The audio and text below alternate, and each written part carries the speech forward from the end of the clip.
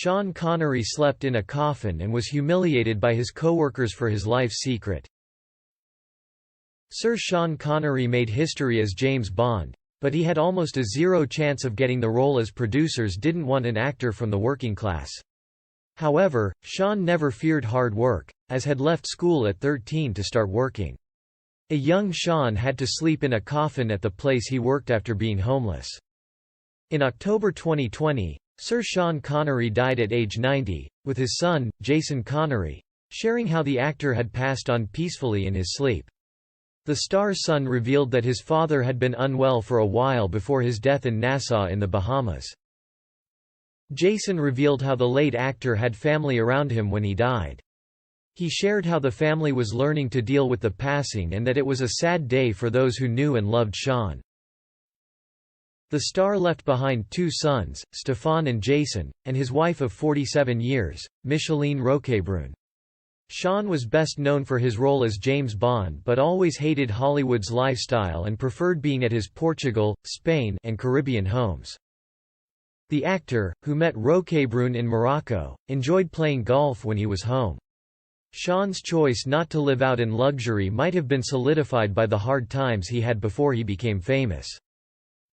On August 25, 1930, Thomas Sean Connery was born to a Catholic factory worker and a Protestant domestic cleaner in Fountainbridge, Edinburgh. He grew up in a one-room home with no hot water and had to share a toilet. The future star left school when he was 13 and had to work delivering milk as he had no qualifications. At age 14, on July 20, 1944, Sean started working as a Castorphine dairy barrow worker. He later joined the Royal Navy at 16 after being drafted, and 3 years later, he was invalided due to stomach ulcers. At one point, the future star learned French polishing and had no place to stay.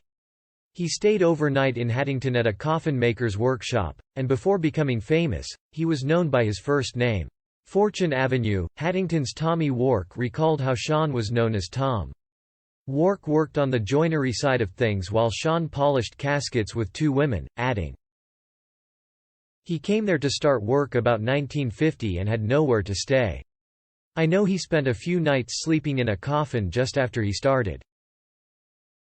Even after becoming famous, the actor never forgot the kindness he received from the family, and from time to time, had visit them.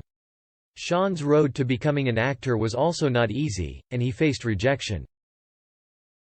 Sean once recalled growing up with no expectation of having a career, with acting being the farthest thing on his mind. The star revealed how had never planned to become an actor, and it was all happenstance. His first passion was bodybuilding. In 1953, he attended a London bodybuilding competition. While there, another bodybuilder said South Pacific auditions were being held at the King's Theatre. Sean went with and initially got a position in the chorus but worked his way up to the understudy of the lead star as he had natural talent. He was chosen for small parts in several diverse movies throughout the next decade. While working to make a name for himself, producers Albert R. Cubby Broccoli and Harry Saltzman were looking for the man who'd played James Bond in Dr. No. Sean was a decade younger than the other actors auditioning for the role, and he didn't have their experience. He was described as the working-class Scot, and Ian Fleming, the writer of the 007 novels, told the producers he was looking for Commander Bond, not an overgrown stuntman. However, the producers still met with Sean for lunch. His first impression wasn't the best as he came looking disheveled with unironed clothes. However, Broccoli's wife had convinced him to give the 32-year-old actor a chance, and at the end of the meal, Sean had gotten the part. The star never did a screen test, having proved how masculine, confident, and assertive he was to the producers. Sean sealed the deal, glided out to his car, and was watched by the producers, who loved how he moved like a jungle cat. He ended up making history by starring in 6 Bond films. Thank you for watching the video. Please click like and subscribe to our channel to support us.